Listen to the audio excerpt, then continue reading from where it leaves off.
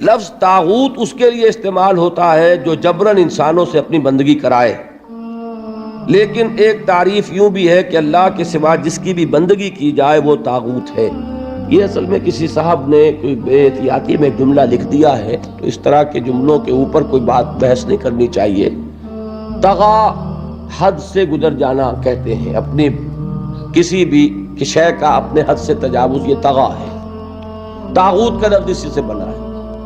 جو غیر اللہ کی پرستش کر رہے ہیں وہ بھی طاغوت، اور جن کی پرستش کی جا رہی ہے، اب اگر تو وہ ہے جیسے کہ حضرت عیسیٰ علیہ السلام کو پوجا جا رہا ہے، ان کو ہم طاغوت نہیں کہیں گے، ان کا فعل طاغوت میں آ جائے گا، لیکن وہ ہستیاں طاغوت میں نہیں ہوگی، معاذ اللہ ثم معاذ اللہ۔